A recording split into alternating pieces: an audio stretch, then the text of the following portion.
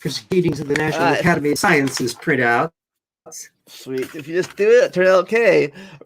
We're both a little scatterbrained today. I overslept a bit, and RJ's got some paper sciencey stuff to do, but we're here. Well, I know I'm ready to rip as soon as we get it. So you've sent the out to our third victim. Yep, he's running a little late too. So, oh goody. Well, there we go. It's the world of COVID. Everything is as we get it. That's so true. So how have you been? Oh, well, busy beaver.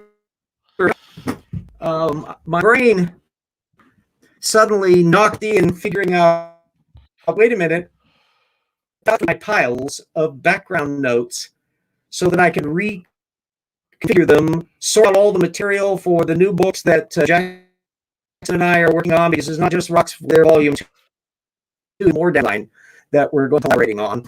And so tons of the material that I had was in there, and it would allow me simultaneously to clean up the stacks of paper that were cluttered the floor, and I get to the basement floor back. I can get into shelves. I can do these things that I used to do back in the day.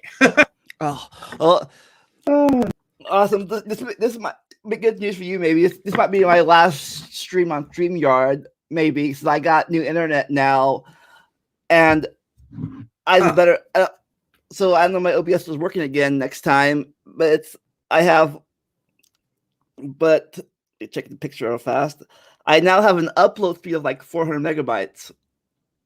So maybe I can do StreamYard now, like before.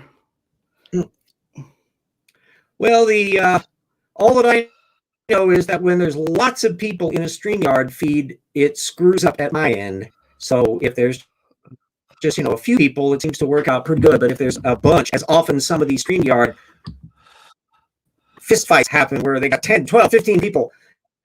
And at that point, all I'm getting is little circles going around, and I'm out. Yeah. But I have the free version. I'd have no money to buy fancy schmancy versions of any of this stuff. So if I can't do it for free, I ain't doing it. Yeah. Now, the main thing is I appreciate what Darwin did back in the day, because he was effectively doing some of the same sort of scholarly things, information. And then you have to figure out, how do you find the information somewhere? Yeah. And so how do you treat it? I have my bibliography. That helps a lot. There's a lot of notes that are and Darwin on didn't have text. And Darwin didn't have Google to use. Yeah, he was. No, he was sending stuff by mail. So he would have stuff, and letters would go out maybe a month or two later. You might get. So like he did the stuff in the. But that shows you how he did the stuff in the. Persistent. So he did the stuff in the 1980s. Yeah. That's yeah. Chucky Darwin, 1909 to 1982. I once saw D. James Kennedy, Times apocalyptic preacher that was an annoying creationist, and he's in history of the universe. We got a third person, Eric. Hey. So, Eric and a friend. Oh, well, she's actually, I definitely would say that she's definitely a lot more than just a friend, if you know what I mean. And label it. Hello, new guest for the day. But yeah, we just haven't made it Facebook official yet. But we definitely will soon. It's because I am not very comfortable with my English.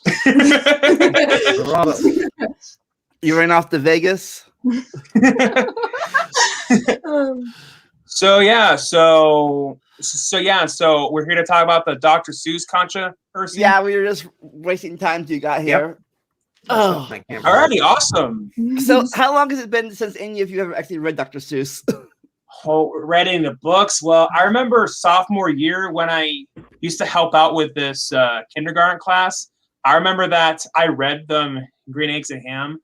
but the way how I read it, like for each character, I would like change my voice. And yeah, like I remember for that one guy, the one who was reluctant about the green eggs and ham, I would give him a deep voice. But then for Sam, I would give him like a high-pitched voice. And oh man, all the kindergartner kids loved that. So you were that's just going to getting be into the it. last time that I've ever read a Dr. Seuss book. Yeah, I think last time I read was like I wasn't. I think I looked at one 10 or 11 long after you should be normally reading Dr. Seuss, just to kind of see what it was, because I could see stuff. And I would see allusions to it in cartoons and other kinds of stuff, so I'm aware of it. But I was outside of that You loop. were kind of starting to cut out of it a bit. Yeah, this is StreamYard. It's evil. Yeah, this might be my best last StreamYard. Hopefully, I can use OBS again after this, my new internet. But anyways, yeah, I think last time I read Dr. Seuss was somewhere in the early to mid 90s. Holy crap! Dang, and it makes me feel old knowing that the 90s was like what 30 years ago now. Yeah, I feel old. Yeah, because remember, I'm talking about the 1950s for me. Well, yeah, I started middle school in 1990, so that's I don't think I was Dr. Seuss material back then, but middle school I was.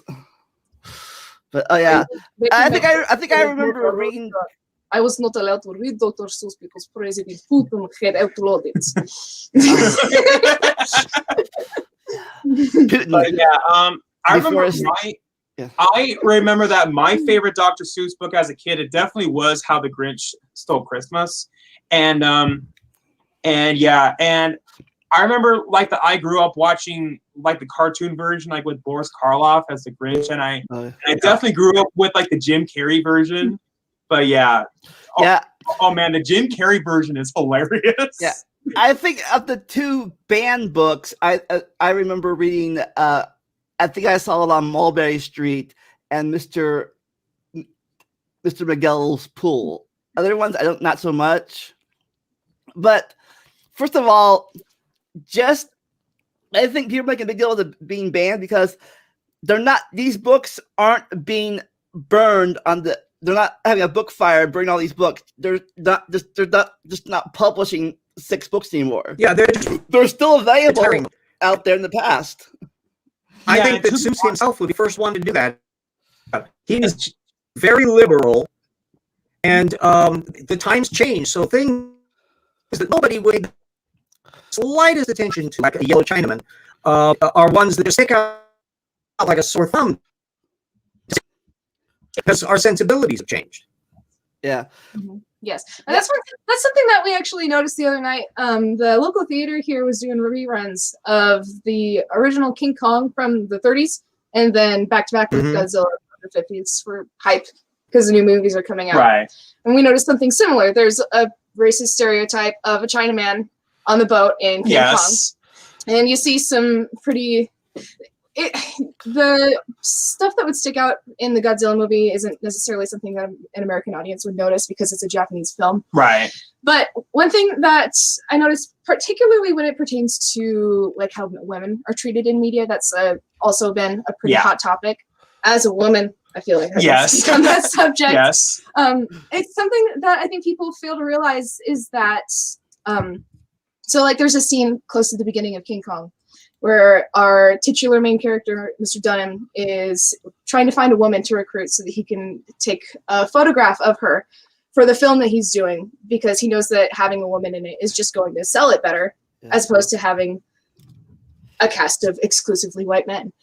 Yeah. And so he purposes to go find a woman who's got a backbone, one with some spine, and he finds one, and he says, "You're beautiful. I'm not coming on to you. I just need somebody who's beautiful for this project that I'm doing.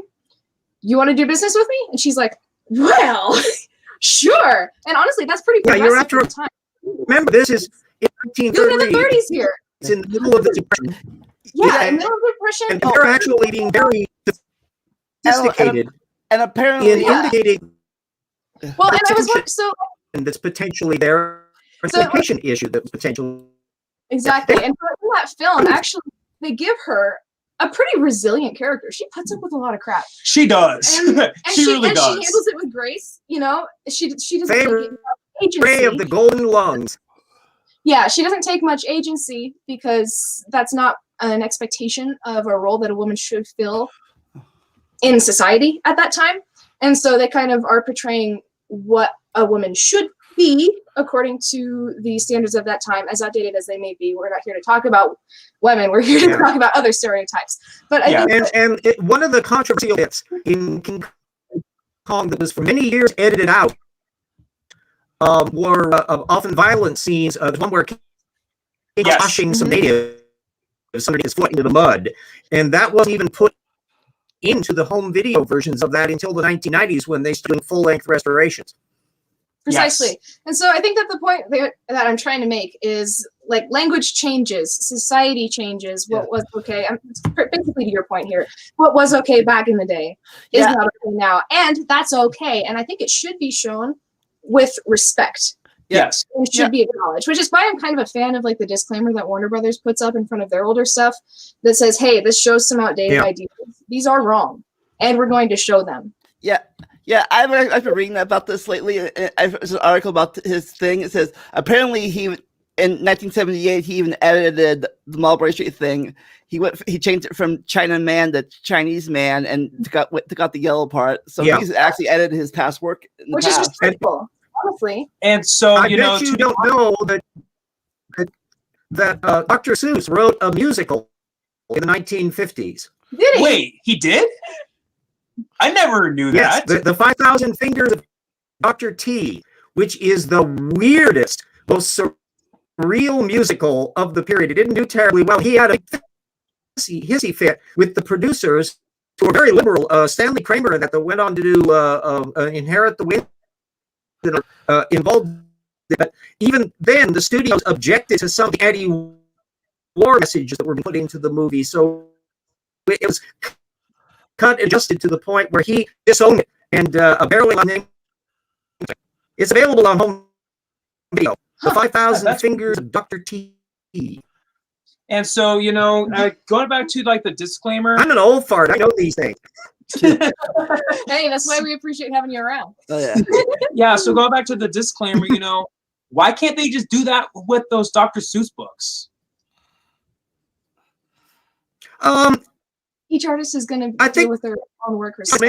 They haven't issued in a long time. It's easier to retire them because they're not the classics. They're just in the minor oeuvre. And so I suppose if they ever did just scholarly-ish, I don't think anyone is arguing that things aren't available in the public domain somewhere or other if you need to find one in a bookstore. Use books on Amazon. So it's one where just retire the money thing. Yeah, apparently we have a question off topic, of course. Why am I not? Boy, that's off topic. Hawking radiation theory. Yeah. It's because that makes me think of Dr. Seuss. Wow.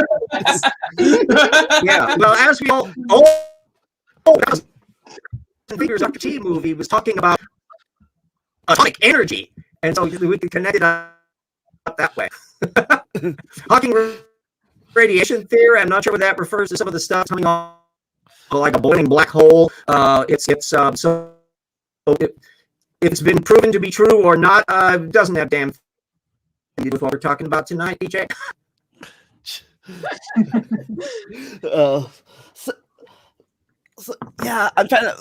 I was trying to find some of the pictures and stuff of the things. The issue that we're getting into here is one that's already dived into years and years for years. Yeah. And that is, how do you deal changing mores to where films or works are done by people, for some of whom might have absolutely reprehensible politics, but they make great works of art. Yeah. Wagner is an example of that. He was a flaming anti-Semite. Caravaggio was a vicious juvenile delinquent, but boy, could he paint back in the Renaissance. How do you deal with that?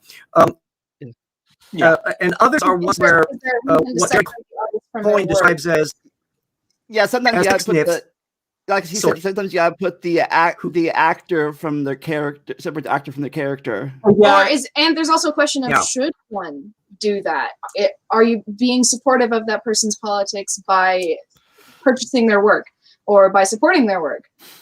Yeah.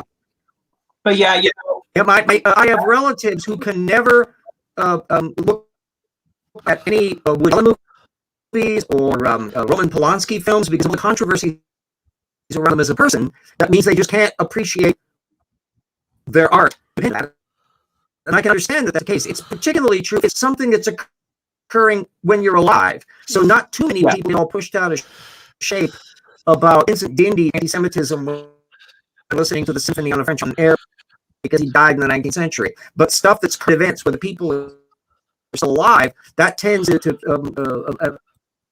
get our attention more direct. Mm-hmm. I think that the J.K. Rowling stuff would be a great example of that. J.K. Rowling.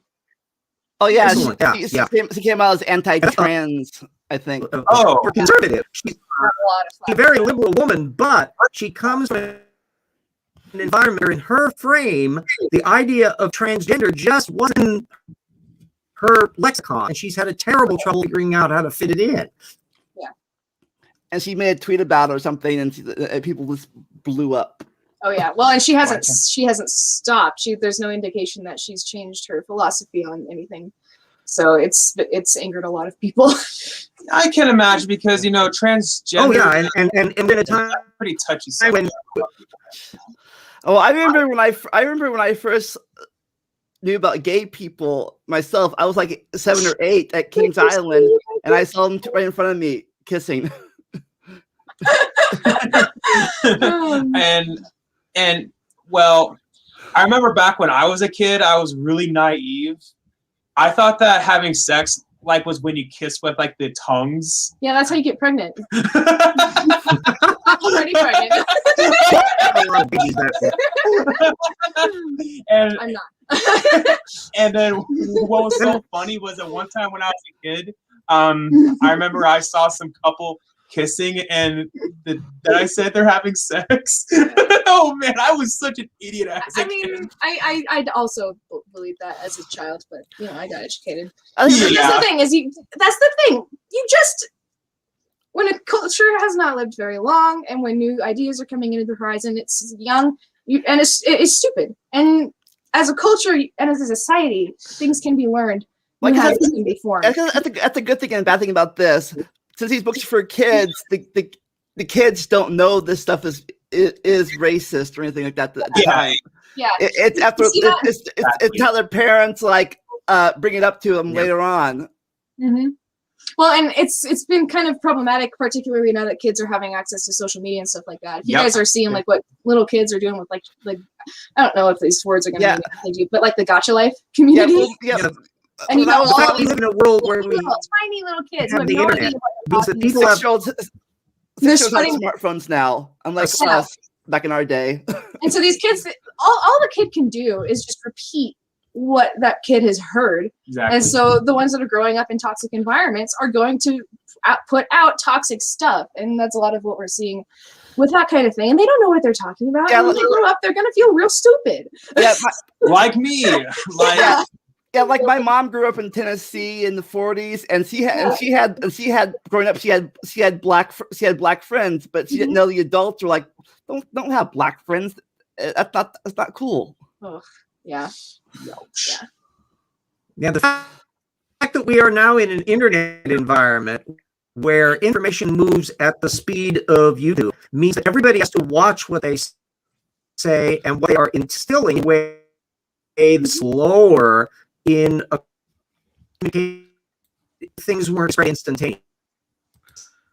And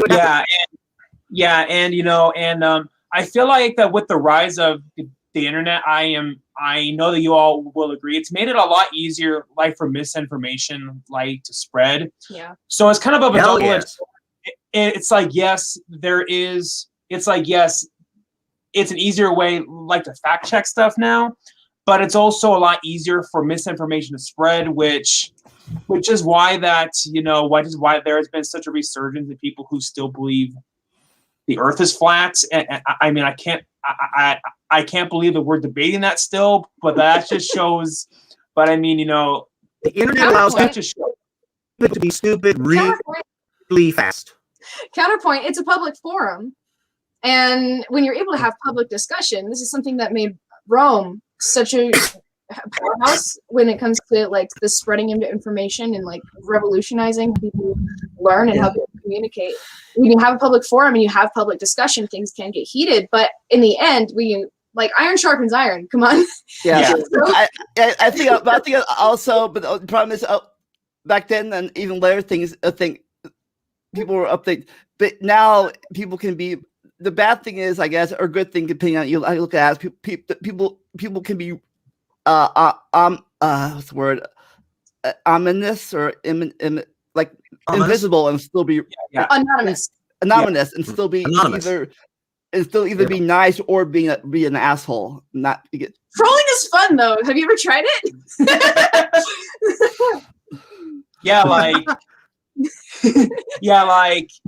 Like I guess a really good example of would be our good old friend Kenny Horn-Rickson.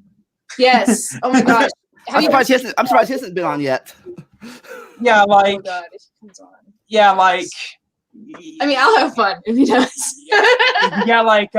Like James, didn't he go on to your live stream saying that vaccine, like NASA uses vaccines to brainwash people into believing in the globe delusion or something stupid like that?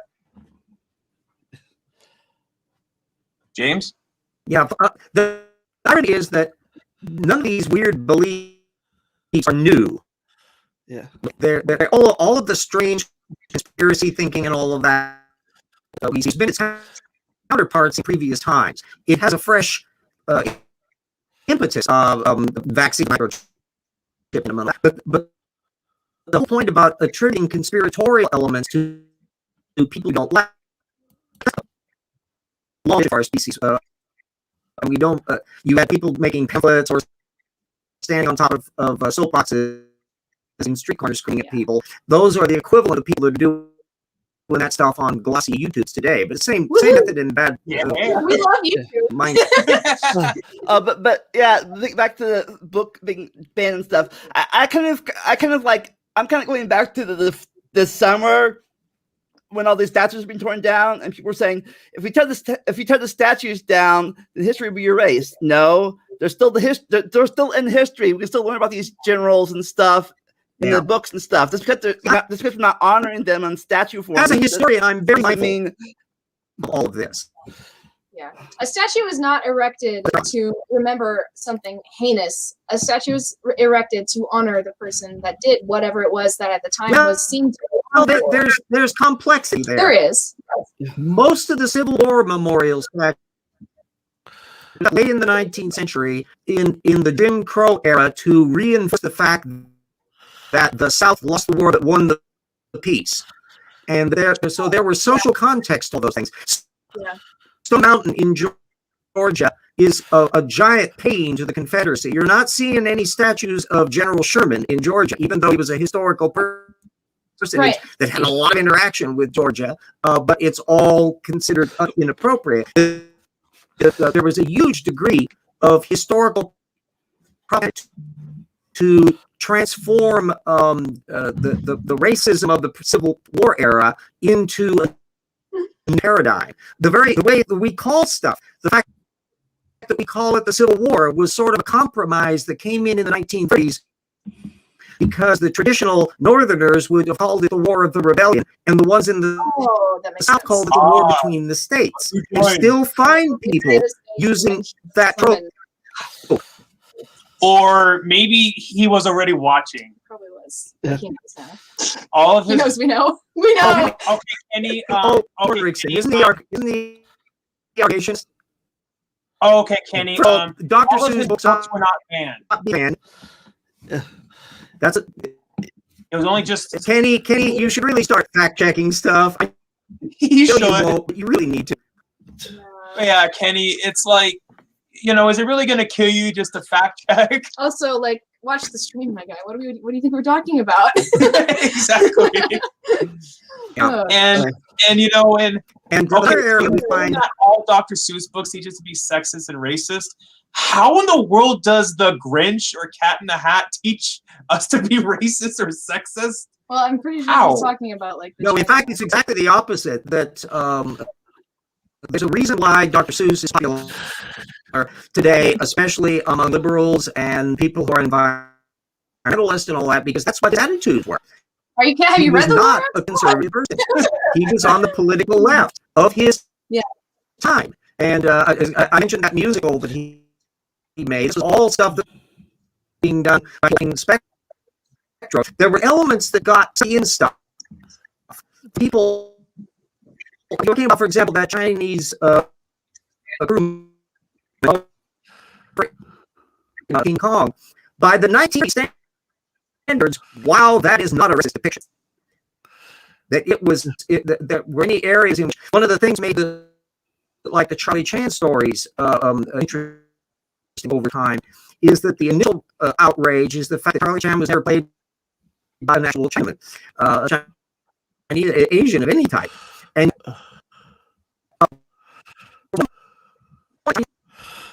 Luke, who's still second fix this. That they were pointing out that story offered a positive view of the Chinese life that was really quite liberal for it. Yeah. Well, that's another thing that I noticed with like the King Kong movie that I just brought up, like the Chinaman that's in that movie. It was such an obvious stereotype. But he had a character, like he took some agency with some stuff. You know, he's the one who was like, "Oh frick, the pretty lady was kidnapped. We better go chase her and save her." Right? So, yeah. So I know that he served a purpose.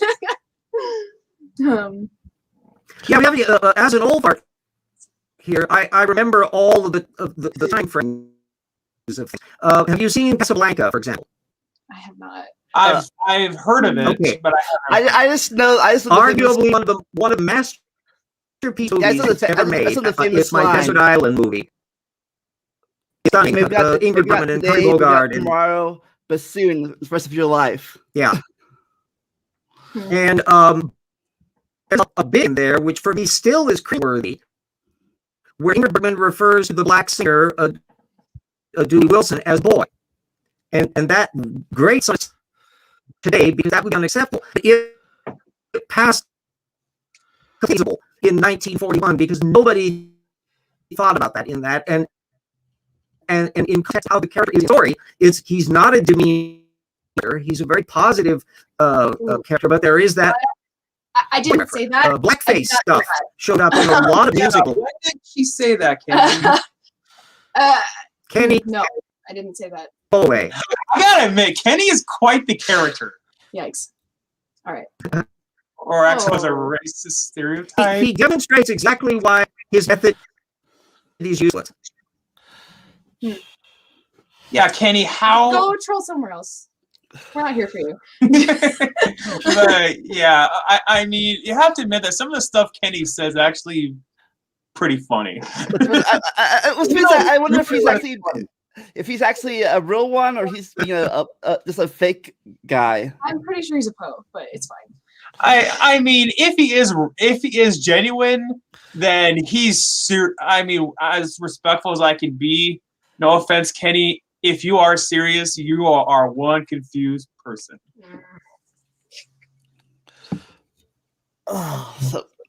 But yeah, so I guess what would you guys say?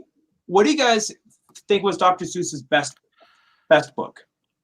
I thought his best book growing up. My favorite book was The Cat in the Hat Comes Back because I love the alphabet hat under all the cats and like all 26 of them, smaller and smaller and smaller. Yes. But yeah, that's one I haven't read in a long time. I read the first book a lot more as a kid, and I remember that I had like a computer game based off of the first Cat in the Hat. And yeah, but yeah, I think that we all can agree like that the Cat in the Hat pretty much is like that's the quintessential mascot. Dr. Seuss. Yeah. But I also like the one banned book, Mulberry Street, because it teaches you to how stories can get out of hand. That's one little thing, like, oh, exaggerate a little bit, and then more and more and more. A horse in a cart? No, it was a parade. No, it was an invasion from Mars. It was an awesome party. No, it was just a horse and a horse in a cart. But yeah, I also do like Green Eggs and Ham. It's because that one does teach kids, and it teaches people a very valuable life lesson. Is the fact that is like that you shouldn't just judge something like by how it looks, and Korean eggs are good, okay? Yeah, totally. And I'm guessing that James lost connection or something. Yeah, he's had a kind of spotty one. So. Yeah, maybe back. Yeah, and it's a shame. It was because I was about to ask him like what his favorite Dr. Seuss book was. So. But yeah, for me, it's a real tie between Green Eggs and Ham and The Grinch. So yeah, I have a lot of nostalgia for The Grinch. But yes, you do a good impression. I know. I do a very good impression. Oh, but the Green Eggs and Ham thing, real fast. It reminds me of the other book that I liked.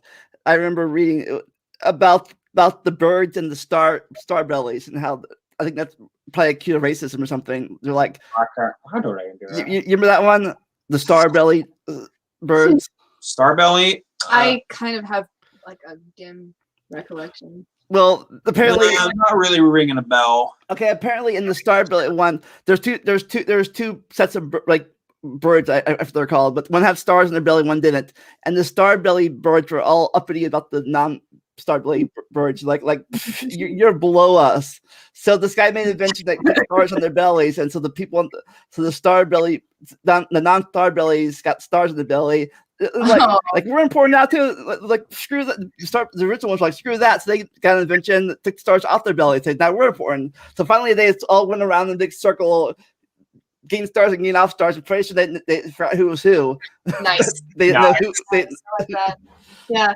I also do. And that's progressive, really. Oh yeah, remember all the places you'll go? I think that was the last book he wrote before he died. Oh really? But yeah, correct me if I'm wrong. Dr. Seuss died in the 60s, No, he died in 91. Oh, I am okay. I need to do more research then. Yeah. So yeah, and so I don't know if you know the reason why that there were no more live action Dr. Seuss movies. It was because that Dr. Seuss's widow absolutely hated she hated the live action version of the Cat in the Hat.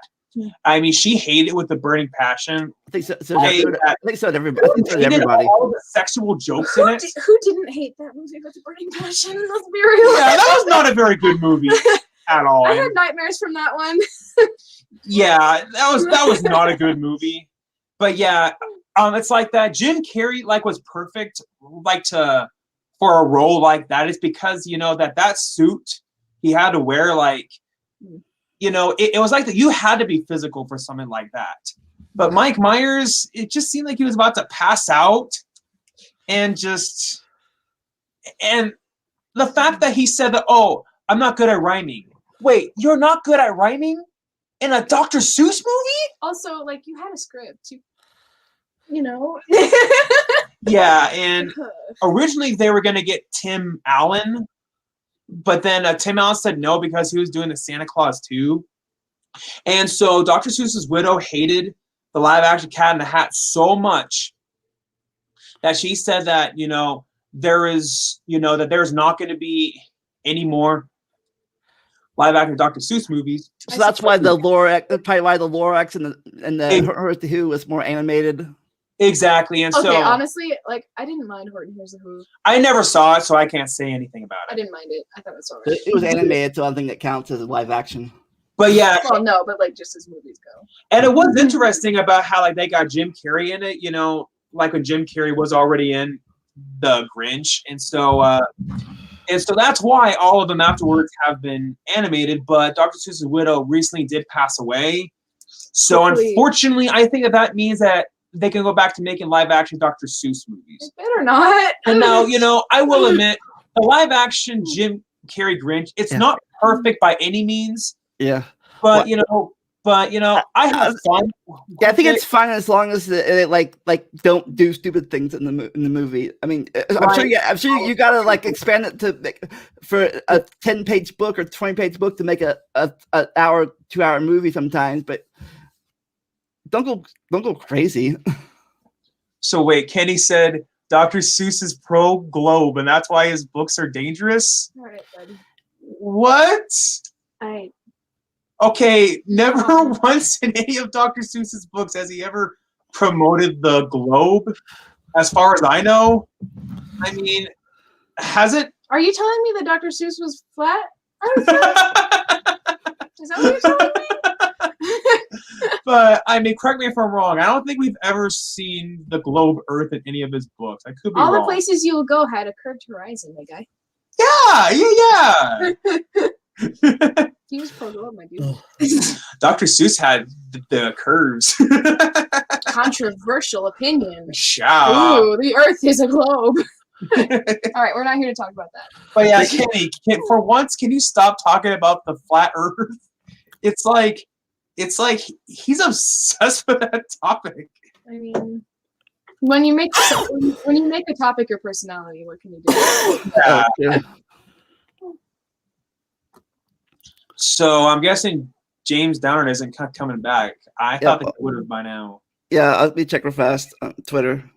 Something personal might have came up, but I mean, if that's the case, well, then I totally get it. But yeah, so Lamont, did you ever see the live action Cat in the Hat and the live action Jim Carrey? Yes, I saw both. The Grinch was funny. Cat in the Hat.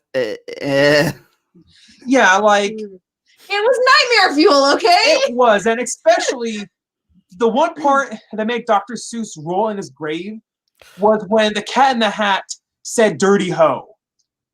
I'm like, the Cat in the Hat said "dirty hoe." Gross. Like, gross. Oh man, Not a fan. Dr. Seuss would be ashamed. Yeah, in a Dr. Seuss movie?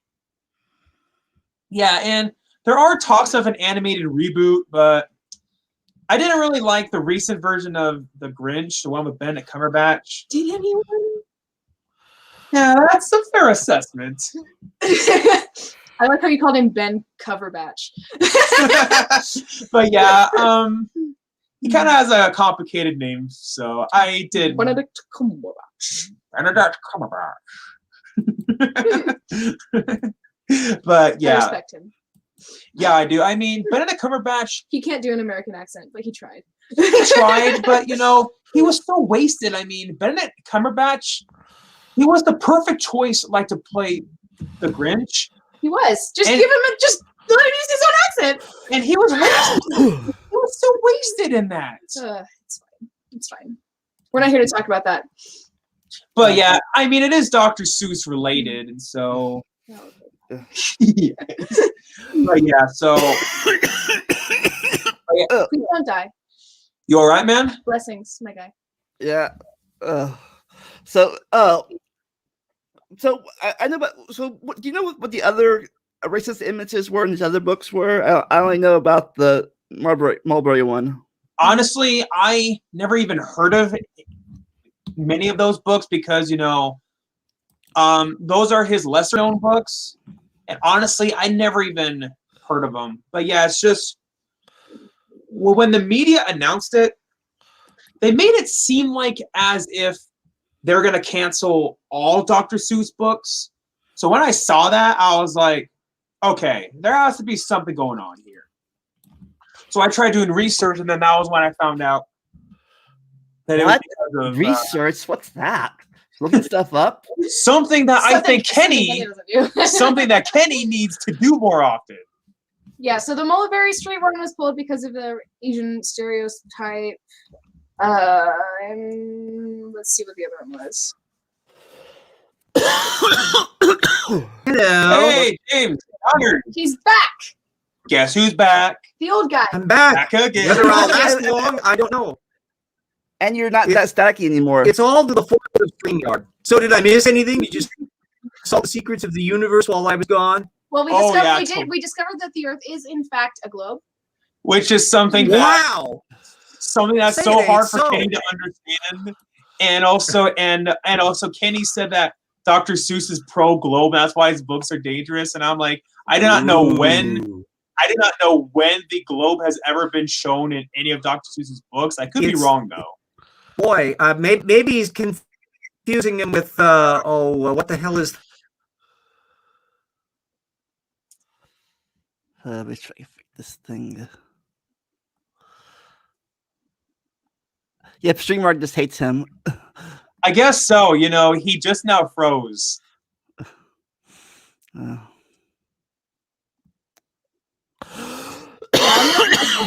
other book that was pulled. I'm only seeing the on Mulberry Street one. Hey, Lamont, are you all right?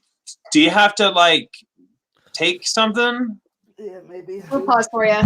Yeah, man. If I have to go take medicine or something, we totally get it. Because of course, I don't want you to die on us. Yeah, no dying on stream. That's illegal. Yeah, please. All right, so James is frozen.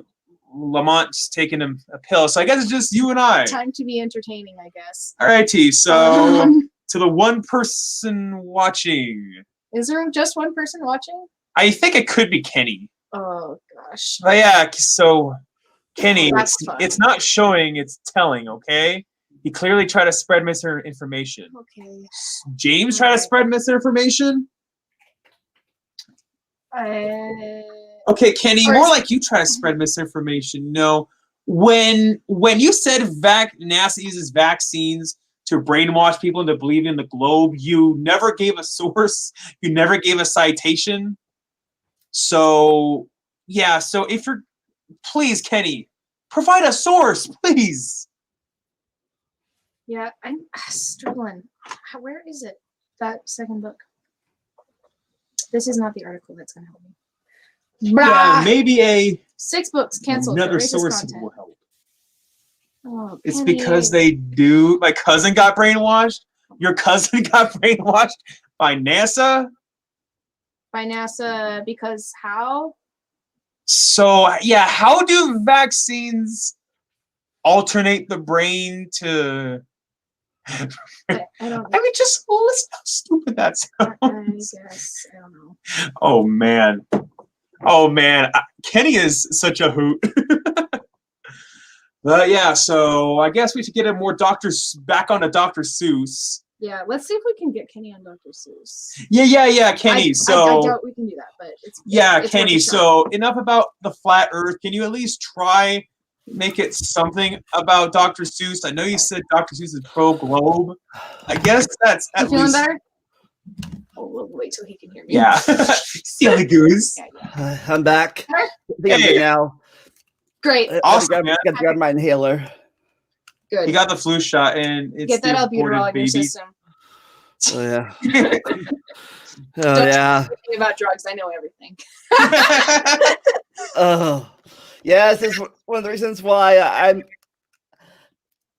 Okay, here a list at long last of the books that are being pulled from publishing, not banned. And to think that I saw it on Mulberry Street, which was published in 1937. McElligot's Pool, which was 1947. If I Ran the Zoo, 1950, which actually I remember that one. I like that one. Yeah. If I ran a zoo, Scrambled Egg Super, 1953. On Beyond Zebra, 1955. And The The Cat's Quizzer Quizzer? from 76. I can't help but wonder, does the Cat's Quizzer, is that part of the Cat in the Hat series? Because it's the cats? I wonder. And if I ran a zoo, I don't remember. I mean, granted, I haven't read it since I was a kid, but I don't remember anything offensive. Well, it's that there were 2 African men in If I Ran a Zoo that are shown wearing nothing but grass skirts. Oh, so that's why. Yeah. And honestly, like the others are not super well celebrated. They're not super well known. So I'm not upset. They weren't huge sellers. If there's problematic stuff in them, I don't have an issue with the publishing company pulling them. I believe that their intentions are good. Yeah, like I So, said, now, if it was, sorry. like I said, it's not the government banning them or anything like that. It's the people who made them, or the people not making them. The people control the people. The people that control the books, making them not publishing anymore. Not the Right, government ban. Now, people probably would be more upset if it was his more well-known books. Say theoretically, if there was anything offensive in like The Grinch or anything like that, then yes, I think people would be more upset about it. Well, yeah, because it's such a celebrated Mhm. story, but I don't think people would be celebrating a story that has something problematic in it. Yeah. There's a reason that these stories are timeless, and it's because they actually teach something that's valuable for people to know. Yes. He got the flu shot and it's aborted baby DNA. Okay, we don't need to get into that. They should ban all the books and boycott him. All right, Kenny. Now that we're on What? topic, At least he's now talking about Dr. Seuss and not the flat Earth. Now he's not talking about anti-vax stuff. Which, I mean, he already did before, when he said Nancy uses vaccines to brainwash people into believing in the globe. Yeah. I mean, that's got to be the one of the most absurd things I've ever heard. But at least it's not as bad as when a flat earther told me Earth is flat because football does not exist. Ooh. Oh, is this one of the books that got banned? This is the big one. And do you think that I saw it on Mulberry Street? Yeah. Okay. Thanks for finding this. Yeah. I found the YouTube video of it. People are really long. Fabulous. See, looked at me and says, I said to Kane, stop turning tails into whales. When I leave home to walk to school, Dad always says to me, Macro. Keep your eyes Oh, and see what you Marco, can see. sorry. But when I tell him where I've been and think what I have seen, he looks at me and sternly says, "Your eyesight's much too keen. Stop telling such outlandish tales. Stop turning minnows into whales. Now what can I say when I get home today?" You have to admit, Dr. Seuss got really, really creative with all of his rhymes. Oh, yeah. Yeah. All the long way to school and all the way back, I've looked and I've looked and I've kept careful track. But all that I've noticed, except my own feet, was a horse and a wagon on Mulberry Street. Yeah. So far, so good. Don't see anything offensive yet. That's nothing to tell of. This won't do, of course. Just a broken down wagon that's drawn by a horse. That can't be my story. That's only a start.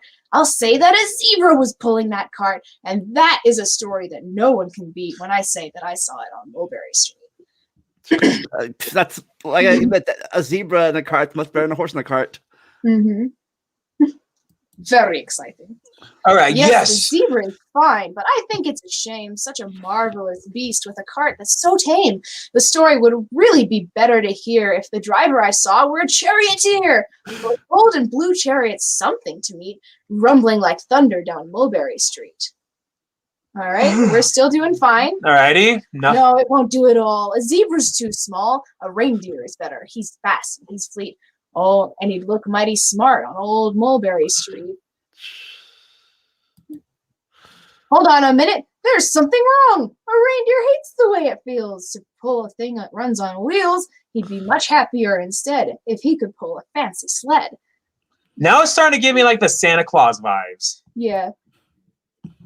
A reindeer and sleigh. Say, anyone could think of that. Jack or Fred or Joe or Nat. Say, even Jane could think of, oh, well, poor Jane could think of that. But it isn't too late to make one little change. A sleigh and an elephant, that's something strange.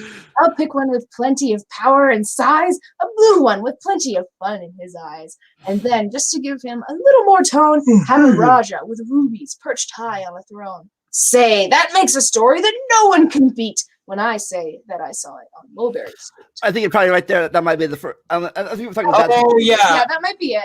I want to see what's on the next page, though. That's Yeah, first, I think probably it's one of them. probably that. Let's see. I want to see what's on the next page, though. Does he move on or does he escalate? Yeah, we're escalating. But now I don't know. It still doesn't seem right. An elephant pulling a thing that's so light would whip it around like in the air like a kite. Yeah, so then we're moving on to a big bass brand. I bet that's it. So it's honestly, it's not that bad. I mean, it's a stereotype, and the Rajan isn't much more than just like an object, but neither is any other character. So I yeah, don't know. maybe that's it, or maybe there's something more coming up. A band that's so good should have someone to hear it, but it's going so fast that it's hard to keep near it. I'll put on a trailer. I know they won't mind if a man sits and listens while hitched on behind. But how is that fair? Is it fair what I've done? I'll bet those wagons weigh more than a ton. That's really too heavy a load for one beast. I'll give him some helpers. He needs 2 at least. Not zebras, giraffes. Very nice. Let's see. Yeah, that's the only thing I can. It's very subtle. But now, what worries me is this. Mulberry Street runs into bliss. Oh, Unless there's something I can fix up. They're all awful traffic mix up. oh boy. It takes police to do the trick, to guide them through where traffic's thick. It takes police to do the trick. They'll Maybe never that's why they're crash called- now. They'll crash at top speed with Sergeant Mulvancy himself in the lead. Yeah, maybe with the cops chasing him. Yeah, maybe they don't want to teach kids, to run away from cops. Only run away from cops if you're brown. Sorry. Oh man, the mayor is there, and he thinks it is grand, and he raises his hat, and that red line's in the way, so I He can't. raises his hat as they dash by the stand. Okay. The mayor is there, and the aldermen too, all waving big banners of red, white, and blue. And that is a story that no one can beat when I say that I saw it on Mulberry Street. So is the name of this book Mulberry Street? And to think that I saw it on Mulberry Street. Okay. Yes. A Chinese man. Oh yeah, the Chinese man. who eats Yeah. with sticks. Okay, yeah. A big magician doing tricks. A 10-foot beard that needs a comb. No time for more. I'm almost home. Okay, Yeah. so that's the it. yeah the There we go. Chiniese man. I think before it was before this the remake it was a China man with yellow skin. Yikes. That's a yikes. Yeah, and I've tried to eat Chinese food with the sticks. It was too complicated for me, and so I'm good at it. that was why I said, what, screw it, I'm just gonna use a fork. Yeah. Hashtag just white things. And I thought that might be a racist thing about me. I always thought the chopsticks were more Japanese than Chinese. They're both. Okay. All Japan Asian. kind of borrow a lot from each other, and to my understanding, Japan actually does more borrowing than China does. I'm also a white woman, so take what I say with a grain of salt. Well, I know Korea doesn't like any Japanese references in their thing because of the World War II Right. occupation by the Japanese in World War II. So Right.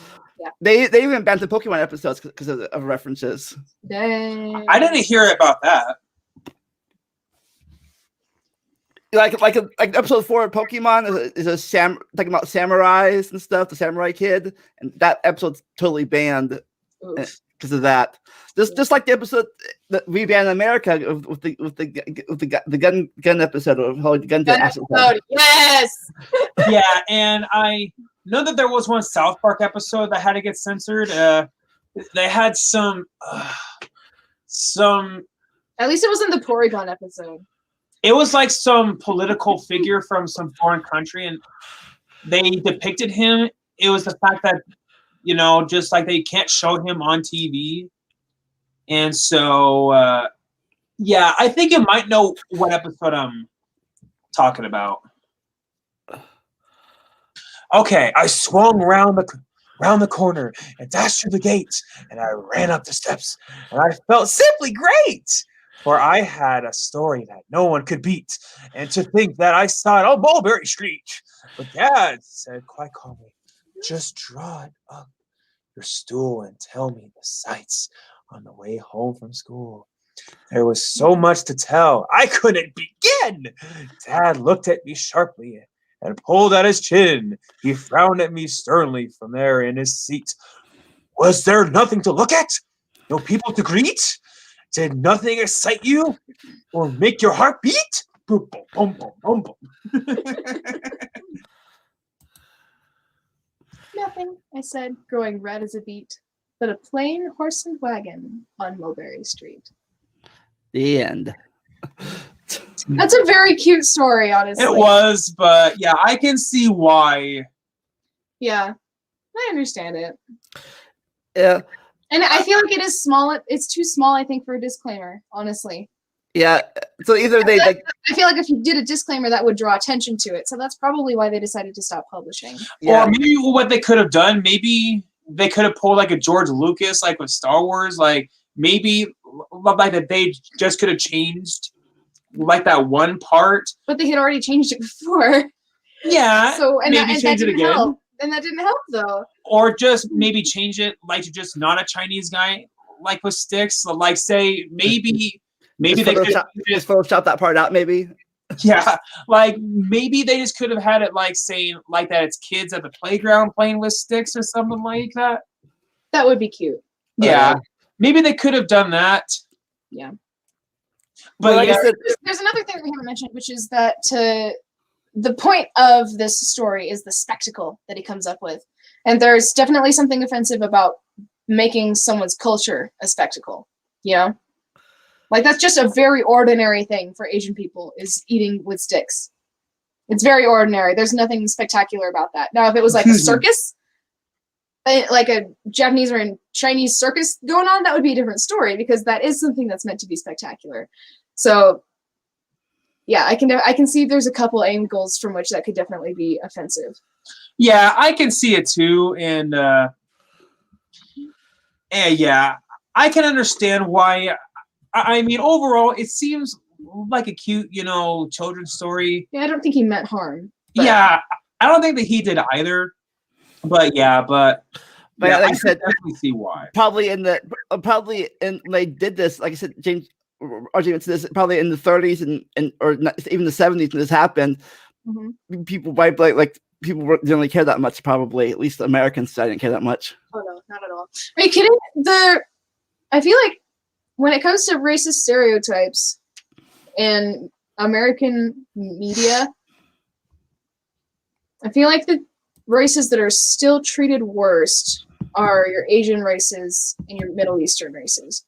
And it all has to do with the cultural stuff that has been going on over the past 100 years. Well, yeah, I think more Middle Eastern now, thanks to the 9/11 stuff. People are more in a very specific negative light. Like the bad guys are always Arabs in all of the action movies, just like the 50s were the commies.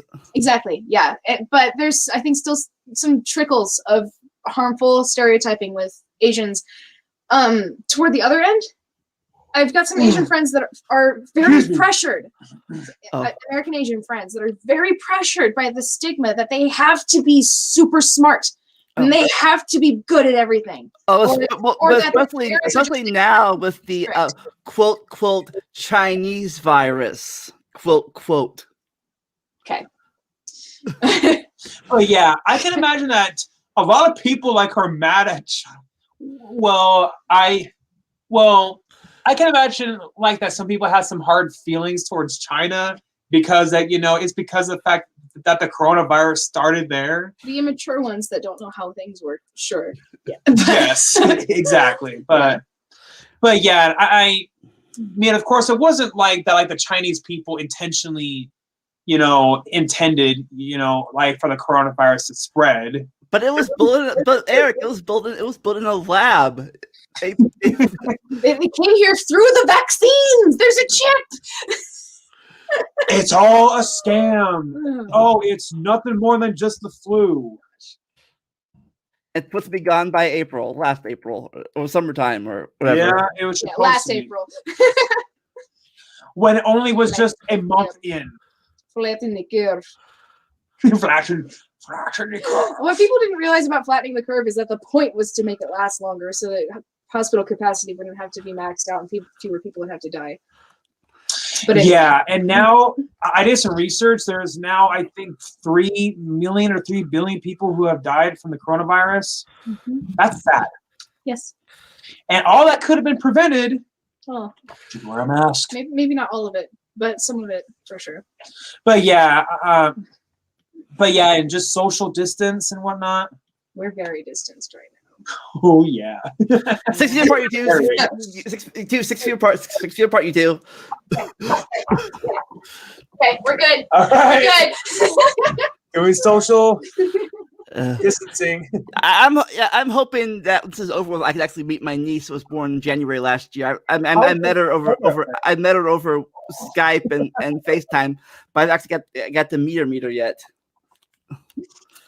Brand new baby niece. She's a year old now. Oh, wait, you're old. Yeah, I haven't met her yet. Oh, Sucks. you will. And You you will. Be patient. You haven't met her because of COVID? Yeah, she was born. They were supposed to come visit in March last year, and then lockdown. Yeah, well, I know how you feel because last year I was supposed to go see my mom's dad. It was supposed to be our last time seeing him because his health is declining, but then COVID happened, and we don't know if we'll be able to see him this year either because we're not sure just how strict Michigan is right now. Oh, it's a struggle with the variants that are being discovered this time. So, Yeah, has he's been evacuated. I think he's probably already been vaccinated, hasn't he? Since he's already old. Yes. Yes. I'm I'm still waiting on my I have eligibility. my first shot, so I am due for my second shot the 30th. Nice. Yeah, some of my friends already got vaccinated because they're teachers. They got first priority. Right. I was one of the first people in my town to get the vaccine. Cool. I'm looking too. I was hoping my asthma would make me more eligible, but unfortunately, it's asthma with hospitalization. I haven't been luckily, I haven't been hospitalized yet. Just get hospitalized. Just get sick enough. It's easy. And then you will qualify. I'm joking. Yeah. We are Stay totally healthy. joking. Yeah. Please stay as healthy as you possibly can. But yeah. Apparently, even Lost in the Prairie's books have been taken off the shelf somewhere because House on the Prairie? because Laura Eagle Weidler apparently made Native Americans not looking that well in her books. Which is a struggle because she was telling the story of her life. Yeah, it's like Yeah, I didn't know about that. I've read those, and I know what you're talking about, but that is a struggle because it was based on real events. And the truth is that there is and continues to be a struggle. So going back to the Dr. Seuss books, I have heard the argument, that they shouldn't censor history. So Yeah, history should not be censored because if you don't know it, you're going to repeat it. That's how people learn. Kind of important. well, I think it's also the same with the censoring stuff, like the what's that one movie, Disney movie, Song of the South. Song of the South, yeah. And so speaking of that, so you of course know how they turned that into Splash Mountain, the ride. Yeah. So it's because now Disneyland has announced that they're going to change it to based off of The Princess and the Frog. And I'm like, come on, it's Splash Mountain is your best ride, and the songs are so memorable and so incredible. For the longest time, I didn't even know that was actually the 80s. I cartoons. I didn't even know. I read books about it. The cartoon one. I didn't even know it was a real live action. I thought it was just the rabbit and the fox and the bear and stuff. I didn't know it was live action people in there too. I'm didn't know. I'm going to disagree with you on that one. I think that it's a good call for them to, because The Princess and the Frog is actually a movie that celebrates Black culture and Black history. But it's just the thing is, and so I think to turn something that took Black culture, Black people, Black history in such a bad light, and to turn that completely on its head into something that does celebrate Black history is actually admirable. I have nothing wrong with that. Yeah, which I can understand that point, but it's just the thing is, the majority of the people who go to Disneyland haven't even seen Song of the South. Therefore, turn Most it right of into them- something they've seen. And and most of them haven't even heard of it. And I mean, Disney hasn't even put it out on DVD. And so, people go on the ride for the ride. You know, Yeah. Yeah, but that's not why Disney has that. I think the only song, I think the only thing people remember now, people remember that movie and song is the Zippity Doo song. But yeah, it's just like for the ride to not have Zippity Doo Dah anymore. It's not going to be. Some of the us have never same. been to Disney World and don't care. Yeah, it's just, I have a lot of nostalgia for that ride, so I know I will, but it's just, but yeah, it's just, I just don't know why that they're doing something about it now. Why is it an issue now and not an issue back then? It was an issue back then. I guess back then. Well, I think it's the same reason. I think it's the same reason. Yes. Well, yeah, with racism. Yeah. But I just don't get why that, like why they're doing something about it now and why they didn't do something about it sooner. Well, time machines haven't been invented yet. Well, yeah, so I know that. I think better now than never. I guess, yeah. Like, yeah, it would have been great if they had done something sooner, but they didn't. So let's do something now. But yeah, it's just, as long as they just don't change, like the trackway and whatnot, they probably will just do like a remodel and just change it to Prince and the Frog theme. Yeah. They do that, then fine, but I think that's what they're doing. Probably. But yeah, it's just not going to be the same, but that's the point. I know. It shouldn't be the same. The old stuff was bad. I know, but Love you. I found the other book that I remember reading. But for this up, have you watched him karaoke yet? His karaoke bars. You probably have, right? Me? Yeah. I've never done karaoke in my life. No. No. He was wondering if you've ever seen my karaoke videos. Oh well, I mean, a few here and there. Which ones have you seen? I don't know. I'm just curious. I don't know, man. Well, I'm but a babe in the wild. Well, pretty soon you guys can start doing duets. Yes, we should. It would be good though. Maybe we could do a whole new world. Oh gosh. I could be Aladdin. And then you could be Jasmine. I only know the Aladdin part though. Well, it shouldn't be hard to memorize the Jasmine part. Or you could do another Disney. You could do High School Musical songs. Oh gosh. I've seen only the first two, and I don't remember any of the songs. But it shouldn't be hard to. I'm more of a Grease gal myself. I didn't actually see the High School Musical movies. I love the first Grease. Time to boycott me. All right, here's probably one of the other racist ones. Young man, laughed the farmer. You're sort of a fool. You'll never catch fish in McElliott's pool. Do you like my reading voice there? Oh, I do. The pool is too small, and you might as well know it. When people have junk, here's the place that they throw it. You might catch a boot, or you might catch a can. You might catch a bottle, but listen, young man, if you sat 50 years with your worms and your wishes, you'd grow a long beard long before you'd caught fishes. Let's see.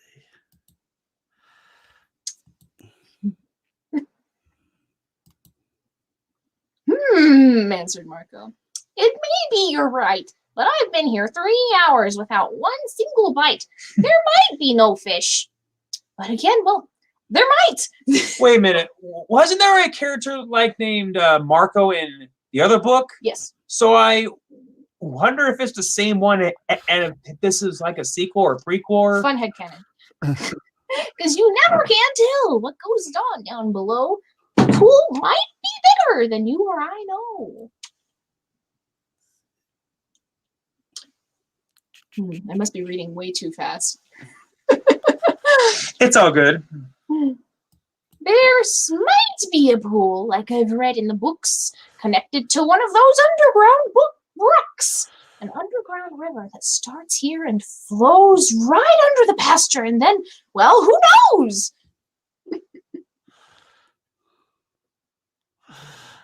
Yeah, a lot of these, even this one and that one, like a lot of imagination, kids' imaginations. Yes. Yes. It might go along down where no one can see, right under State Highway 203, right under the wagons, right under the toes of Mrs. Umbroso, who's hanging out clothes. It might keep on flowing, perhaps, who can tell? Right under the people in Sneeden's Hotel, right under the grass where they're playing croquet, then under the mountains and far, far away. This might be a river, now mightn't it be, connecting McGilliott's pool with the sea. And maybe some fish might be swimming toward me. If a thing could be, it certainly would be. Some very smart fellow might point out the way to the place where I'm fishing. And that's why I say, if I wait long enough, if I'm patient and cool, who knows what I'll catch in McGilliott's pool? I might catch a thin fish. I might catch a stout fish. I might catch a short or a long, long drawn-out fish. Any kind, any shape, any color or size. I might catch some fish that would open your eyes. So I don't see anything offensive yet, but maybe Not yet, but we just be need patient. to get there. Don't be surprised if a dogfish appears, complete with a collar and long floppy ears, wolfing along, and perhaps he might chase a whole lot of catfish right straight to this place. Floppy ears. What does that remind you of? My doggies. dog, Simba.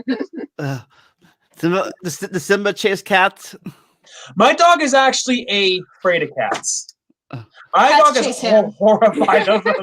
My dog's horrified of cats. But to be fair, he has a good reason, because one time I brought him over to a friend's house, and then Mom and then her cat hissed at him. So yeah. I might catch a fish with a pinwheel-like tail. I might catch a fish who has fins like a sail. I might catch some young fish, some high-jumping friskers. I might catch an old one with long, flowing whiskers. Yeah.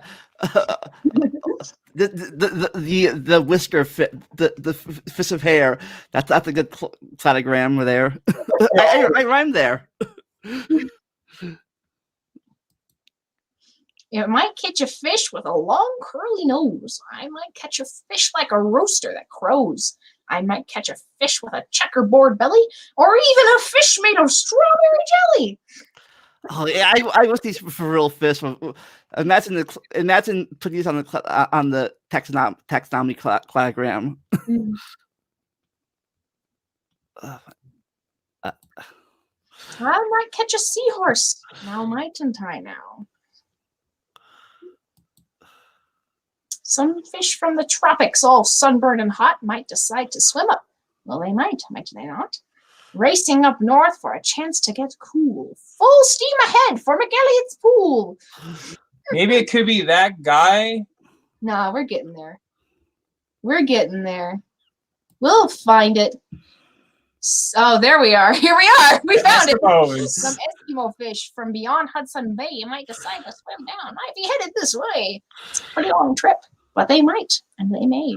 So Eskimos do have to keep warm though, and so this is probably it. Wear the coat. So it's because Eskimo is an outdated term. They prefer Inuit. Oh, okay. So Yeah. that's why. Yeah. So this might be the image right there. It might be. It may be. Yeah. If not the Eskimo, then it has to be something else. I might catch an eel. Well, I might. It depends. A long, twisting eel with lots of strange bends, and then, oddly enough, with a head on both ends. One doesn't catch this kind of fish as a rule, but the chances are fine in McGilliott's pool. I might catch a fish with a terrible grouch, or an Australian fish with a kangaroo pouch. A fish with a kangaroo pouch. Something I never thought that I would ever see. Incredible. Who wants to catch small ones like mackerel or trout? Say, I'll catch a sawfish with such a long snout that he needs an assistant to help him about. If I wait long enough, if I'm patient and cool, who knows what I'll catch in McGilliott's pool. Some roughneck old lobster, all Gristle and Muscle might grab at my bait, and then I would have a tussle. To land one so tough might take 2 or 3 hours, but the next might be easy. You wanna know what he reminds me of? Larry the Lobster from SpongeBob? Yes, exactly. Exactly. That's exactly who he reminds me of. He must be the original. He's the original Larry Lobster. Yes. Inspiration. It's all coming together. Yes. All the pieces connect together. I might catch some sort of fast-moving bloke who zips through the waves with an overarm stroke. I might, and I may, and that's really no joke.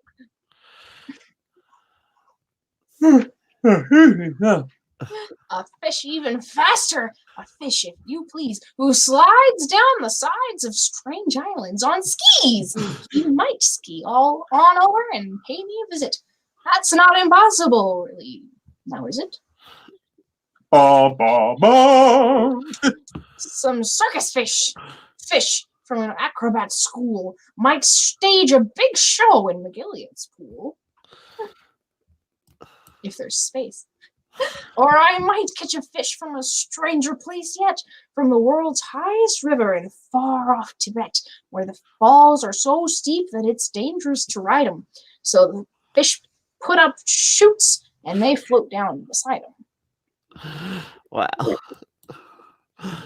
From the world's deepest ocean, from way down below, from down in the mud where the deep divers go, from down in the mire and muck and the murk, I might catch some fish who are all going, glurk! Whales! I'll catch whales! Yes, a whole herd of whales! All spouting their spouts and all thrashing their tails. I'll catch 50 whales! And then I'll stop for the day. Because there's nothing that's bigger than whales, so they say. Still, of course, it might be that there is something bigger. There's always a bigger fish. Oh, always, always. That's some sort of kind of a thingamajigger. Thingamajigger? That's where I got it. All right. Okay. And so big, if you know what I mean. It makes a whale look like a tiny sardine. okay, and so this is probably where like that term came from. Oh gosh. That would make sense. So there's not really anything offensive besides, I guess, that one guy. The Eskimo, yeah. Yeah, because Inuit is the proper term. Yeah. Oh, the sea is so full of a number of fish. If a It's a fellow fellow patient. He might get his wish. That's and why. that's why I think that I'm not such a fool. Sorry, I'm interrupting. When I shit here and fish, it begins pool. The end. Cheer. So I guess there's I guess if that one it was the Eskimo Inuit thing. Yeah. Yeah, it has to be that. I got a compliment. Oh, Natasha got a compliment from Kenny. I'm just that good. At least he said something that doesn't revolve around the flat Earth. I don't know why you all believe everything NASA says. They say it, therefore it's true. Listen to that logic. Okay, Kenny, it's not because they say it, therefore it's true. That's exactly how it works. See, you're a girl. I'm a girl? It's true. I said it. Yeah, you know, she said it, therefore it's true. But yeah, Kenny, you're making it seem like an appeal to authority fallacy when it's not at all. Oh yeah, Natasha, you are Abraham Lincoln. It's true. Yeah, you know, yeah. You found me out. The beard. Well, I was Like, what are you doing on these anyways? Go make Eric a cinnamon wedge. all right. I'll go get myself in the kitchen.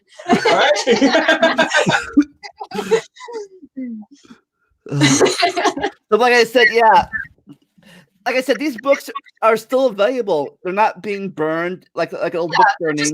They're not being banned Yeah. completely, but it's just This new book is no longer being published. Yeah. And I don't have an issue with that. honestly. The media did make it seem like as if they were like going to ban all of his books, but yeah, it's just Other books go out of publishing all the time, and there's no backlash, no nothing about it. I guess Isn't it's because he's a more famous author. Maybe he's more on the spotlight because he's of course he's a doctor like Kent Hill was a doctor. It's a pen name. but yeah, So like I said, like I mentioned, the statues. Just because the statues are being torn down doesn't mean people won't know about the people the statues were made of. People still know who Robert E. Lee is. People still know who Stonewall Jackson is. Just because they're not being honored anymore in the statue in marble form. Yeah, people should know. People need to know these bad things happen so that they don't happen again, and people need to know why they're bad and how to prevent it. Yeah, I don't remember. Like, but touch it down. I don't remember people making a big deal when they tore down Saddam's statue in Iraq after we took over. No one made a big deal like, oh no, we're tearing down Saddam's statue. How are we gonna know who he is now? Yeah, the issue is that I think there's still so many people who think that the Civil War should have been won by the Confederates. And I think have you ever heard something called the lost cause myth? I might have. Regale me. Well, I've read these about apparently in the 20s or 30s, whatever. Some people made a thing that says the Civil War wasn't about slavery; it was about something else. And well, states' rights is what the Confederates supporters would say, and there is some. That's true, but there's some truth to it. That is true, but the point is, they want states' rights to be able to own slaves. Yeah, and among other things. There were a few more things to complicate the situation than just slavery. Slavery was a big one, the big one. And slavery, it's wrong to pretend to own another human being. I don't think we're here to argue that. Yes. It was on the way out. I don't believe that slavery in the United States would exist in the form that it existed in the Confederacy. If the Confederacy had won at this time in history, there's still slavery in the United States. Yeah. And even then, it took 100 years for them to be for the racism now, but it took 100 years after the Civil War to end to get rid of the Jim Crow stuff. Racism is always going to exist. Oh, it is. And slavery is always going to exist. It always has existed. It takes different forms, and there's different excuses that people come up with to make themselves okay with it. It's just something that humanity is going to continue to deal with. And people who try to think that racism and slavery should be over, they're right. It should be over. It's just not going to. I mean, that's the sad reality. Yeah. It's like, it's the same thing like with violence. Exactly. I mean, as sad as it is, like when someone dies or when an animal dies, I mean, it's just life. Mm-hmm. It happens. I mean, we don't live in a perfect world whatsoever, and it's going to happen. Yeah. But what matters most is how you respond to it. Yeah. Yeah, I think the difference now to then is the people. There's people in power now that don't like it. Back then, people in power either tolerated it or didn't care. Mm-hmm. Mm-hmm. I think now sort of shift. Yeah. People in power now do care. Well, they care because enough people that they're in power over care, and they know if they do anything about it, the people would. Yes. Cozy. Politicians don't care. Okay, people in power don't care. They just want to do whatever it's going to take to keep them in power. But that's where people, we live in a society after all. That's where society actually has a lot of power itself. But yeah. In the United States, we're thankfully still kind of, the citizenship still has some say over what goes on. Yeah, even the states' rights thing, and stuff, which reminds me of sometimes that can be hypocrite. I said this before, but it can be hypocritical.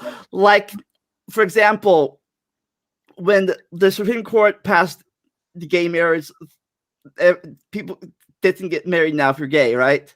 Yeah. Some of them were saying you should let the states decide of these things, let the states' rights. I'm But personally on the side of states' rights when it comes to stuff like that. Yeah. But then I'm also on the side of like, let people get married. They're not hurting anybody. Yeah, but that's another can of worms. Yeah. But then when the states passed, some passed legal marijuana, they're like, it's a federal crime. It should be illegal in all the states. I'm like, make up your mind. States' rights or not states' rights? Yeah. I'm still on the states' right side when it comes to like marijuana usage as well. So integrity. But yeah. Oh gosh. I mean, I've told her about this, but yeah, it's just the fact that I grew up in a household of an FBI agent as a dad, and so like growing up, I had it hammered into my head like the marijuana is bad, and so growing up, I had that anti-marijuana philosophy. Mm-hmm.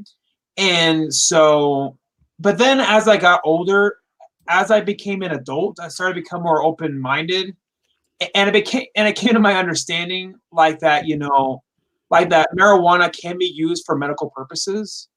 Oh, it's powerful. We don't need to get into that though, because y'all know I can talk for an hour about it. Exactly. So, time. Oh, yeah, but fast. I think my class was the first one that in the 1991. I think we were the first dare class in the fifth grade in the 90s. Our year, at least where I was, we were the first dare class. Nice. Okay, nice. Great. I think this is the other book. Yeah, this is another one that was taken out. Scrambled egg super. I don't like to brag, and I don't like to boast, said Peter T. Hooper. But speaking of toast, and speaking of kitchens and ketchup and cake and kettles and stoves and stuff people bake, well, I don't like to brag, but I'm telling you, Liz, that speaking of cooks, I'm the best that there is. Well, only last Tuesday when my mother was out, I really cooked something worth talking about.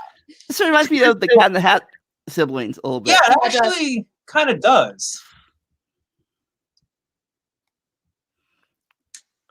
You see, I was sitting here resting my legs, and I happened to pick up a couple of eggs, and I sort of got thinking, it's sort of a shame that scrambled eggs always taste the same. He's right. Scrambled eggs, overrated. Okay, we can't read the second. Let's see here. Let's see. Yeah, that first sentence. There we go. Because goodness knows when, and now I can't read anything else. Yeah, it's all scrolling down. All right. So I decided that just for a change. Oh, okay. There. Playing. Wow, this is weird. You're good.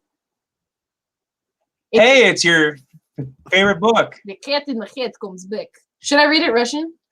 You should do it. Okay. I will read it Russian. Come on. You do that accent too well. Well, thank you. Hold on. It is how I spoke when I first learned. This is why I had actually. Oh, there it is.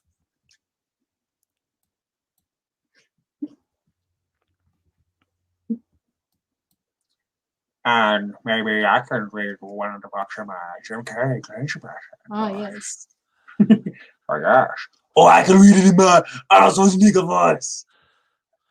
I do not like legs, and ham. Sam I am. I do not like them here or there. I do not like them anywhere.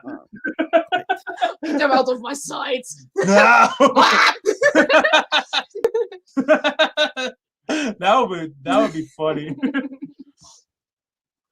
Oh no! Wait, if it was Beavis and Butthead, don't like Granny but ham.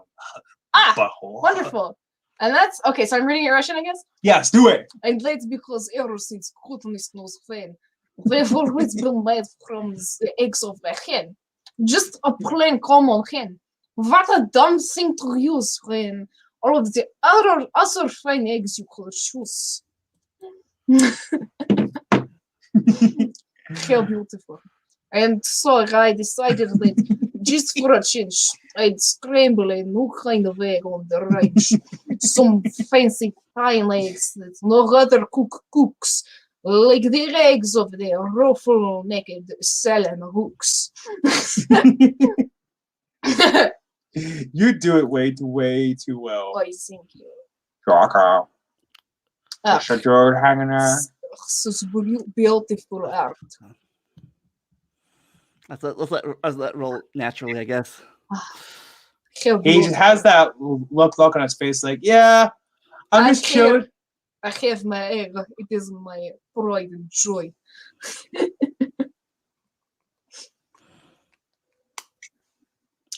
Yes, art. Beautiful. Here we And go. while I was logging them back to the house, I happened to notice a teasel top with grouse in a tree down the street, and I knew from her looks that her egg and the egg of the selling books ought to mix mighty well, ought to taste simply super when scrambled together by Peter T. Hooper.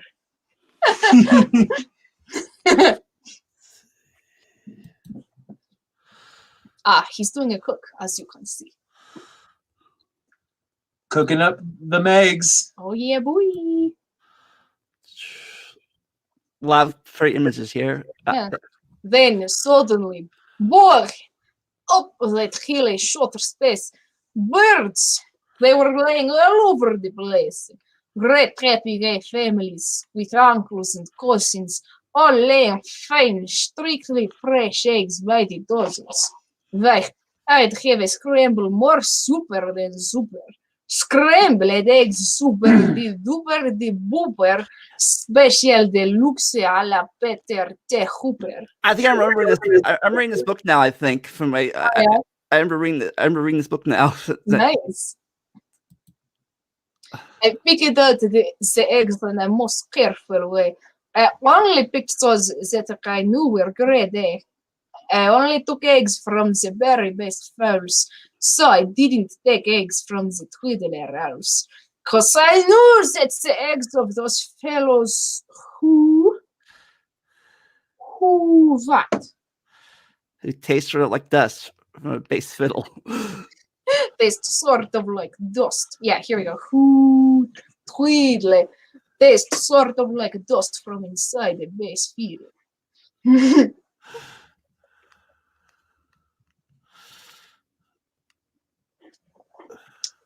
I do not like eggs that taste like dust. Little food chain here. Yes. Fly, Nice. frog, fish, Dust. bird. Yum yum. Yum yum in the tum tum. So that means if you're that's weird. I was like food chains, science best. If you're eating something, are you eating what they ate Well, too? yes. Yeah. Like Yeah. you ate tuna, you're really eating sardines and zooplankton and Oh, yeah. so More or less. Well, minus the waste product. Yes.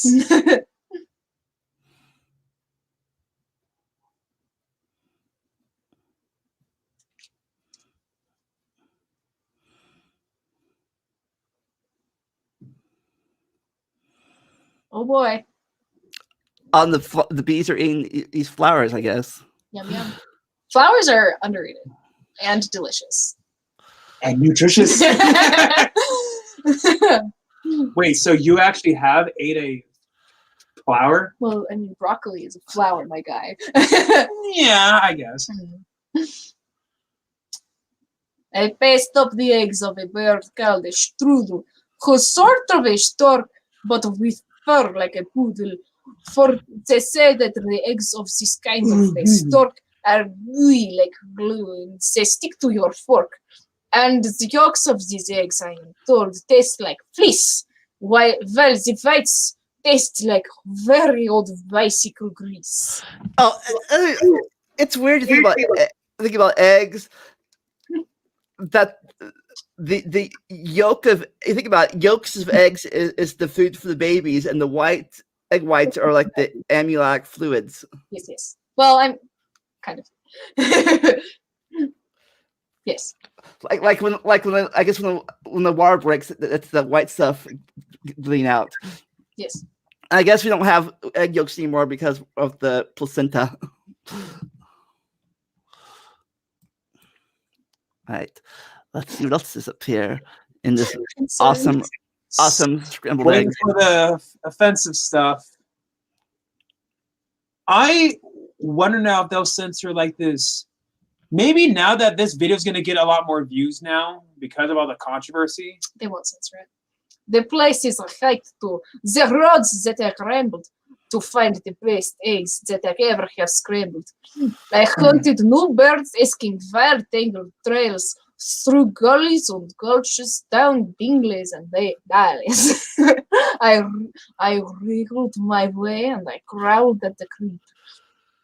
Through a forest of ferns that was 40 miles deep, and I mushed through the brush till I found a fine creature whose eggs are as big as a pinhead, no bigger.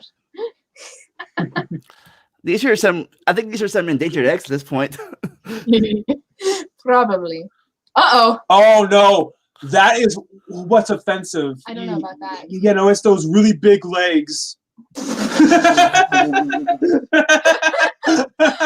Oh man, those legs go all the way up.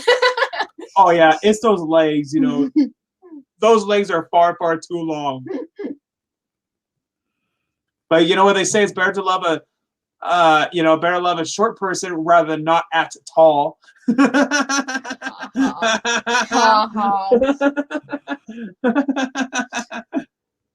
Eggs! I'd collected 302, but I still needed more, and I suddenly knew that the job was too big for one fellow to do. So I telegraphed north to some friends near Fasol. Oh, okay, here we go. Which is 10 miles or so just beyond the North Pole. And all of them jumped in their catamazid, which is sort of a boat made of a sea leopard's head, which they sailed out to sea to go looking for grease, which is a sort of bird which lays eggs on the ice, which they grabbed with a tool, which is known as the squelch. Cows, those eggs are too cold to be touched without which. So is it these Eskimos that are offensive? Inuit! Sorry. Inuit, sorry. Inuit, sorry. Could be. Could be.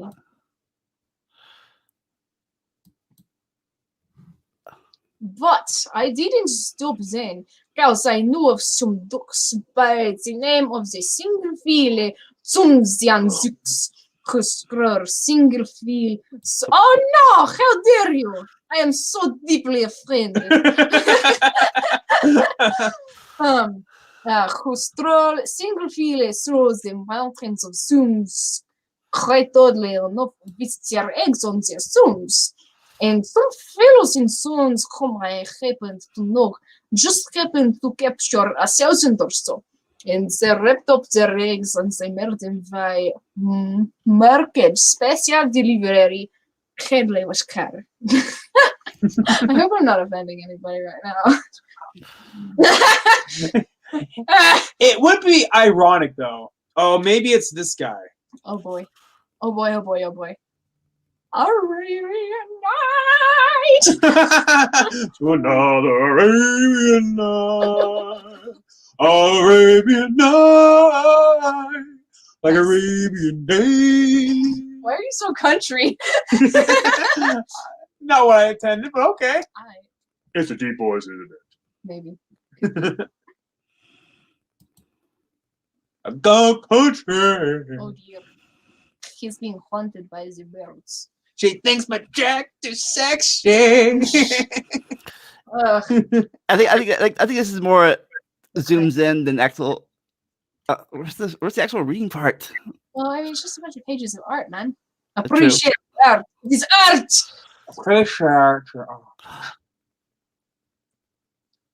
Sean Connery here to tell you that It's like you need to meet the appreciate Family Robinson. art. Giant bird. Very, very big beak you got, Mr. Bird. Don't make fun of him. He's emo. If you want to get eggs, you can't buy at a store. You have to do things you'll never thought of before.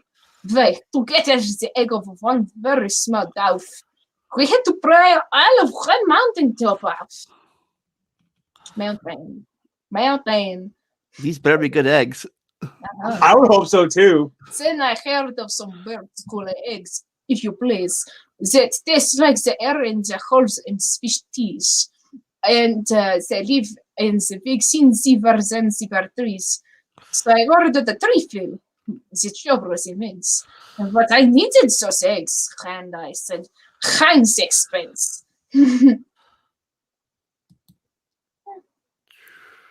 Those are some. Fantastic beasts. And where to find them? A lot of eggs.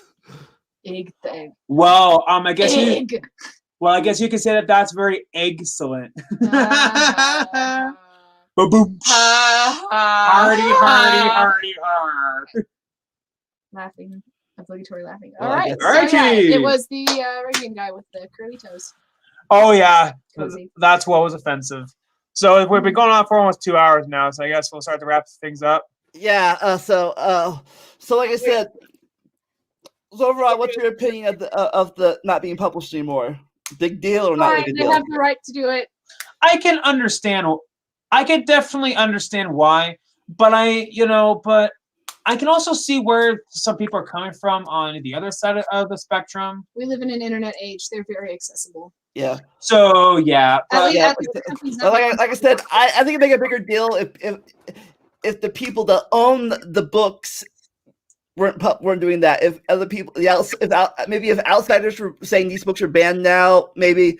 But these are people that own the rights to these books. They can do what they want with their books. They can. And frankly, they're not making money off of what they're seeing as something that's harmful, and that's respectable, in my yes, opinion.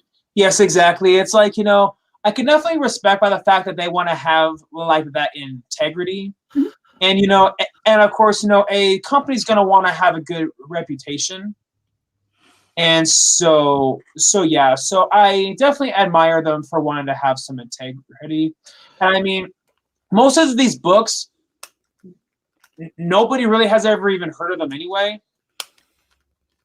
Unless you're like a 5-year-old. Yeah. If you're a hardcore Dr. Seuss fan. Where my Dr. Seuss fans at? Exactly. So yeah. Hype train. Like I said, I said, like most of these kids, they understand what they are, and if they do, it's their parents' responsibility to tell them no. If they don't, then the parents are stupid, but the parents are stupid. Yeah.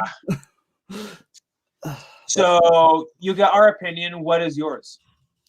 I think I said that. But I mean, do you have anything else like to add to it? Not really. Like I said, it's just there's children. They're books for 5-year-olds. This either make unedited versions of them, or just buy them on the black market now, I guess. Yeah, that's and also as we obviously have seen, who could just watch YouTube videos of it. Well, and the people who own those books can now sell photocopies at strict markup. Oh yeah, they can make a Yeah. living off of illegal Dr. Seuss Hashtag books. capitalism. Yeah, they're probably going up. They might go up now if you can go in your garage and find them. Like $2,000. Old Mulberry Street book. $10. It's a collector's item now, my guy. Oh, it is. I said $2,000. I said $2,000. I thought. Oh, I'm so sorry. $2,000 for a Dr. Seuss book. Yes. Dang, I mean, Worth it. but yeah, I It's mean, an investment. but So yeah, anything- I mean, you should frame that up on your wall. So anything coming up on your channel that you want to advertise? Well, I've been too busy with college to make videos, but I do plan on to make some more videos on my second channel, Eric the Tyrannoceratops, once college is over with. My primary channel, Eric Beerthal 92, I do plan on bringing my Things That Piss Me Off series back. One of my fans, Hype. So yeah, so a big fan of mine, like named Dino King. He gave me the idea, like to do a follow up to my Dinosaur Deniers one. So I have the plan, like it's gonna be kind of like a Defender's Endgame, where it's like Crossover of a lifetime. yeah, where it's like the crossover of a lifetime. Possible guest appearances. Possible, yes. so yeah. So will your girlfriend, fiance, wife, whatever she is, be We're married, guys. Yeah, we're totally married. be guesting on more, be guesting on your channel more, or let's have her own channel we can check out. But yeah, you do have a YouTube Yeah, channel. there's nothing on it. I use it to watch YouTube videos. Have you ever thought about making videos? Of course I have. But you just don't know how to make one of? Yeah, if I started a YouTube channel, it would just be like a variety, whatever. Maybe you could do podcasts. I would be down. Yeah. Well. Here you go. Here's a shout out for you. Your first public appearance. Maybe what you could do. I'm as of yet unnamed. This is great. I'm gonna say maybe you could re-upload this onto your channel. Ooh, no. Okay. Like that. Nah. Nah. Well, hope you all have a great day. As I try to figure out what my next subject will be. As I always say, never stop learning and enjoy the randomness. We'll see y'all next time. Thank you so much. And rhyme. I think I can't figure out a good rhyme to end it on. Okay, how about this? You all have a good day while we're at the bay. Yeah.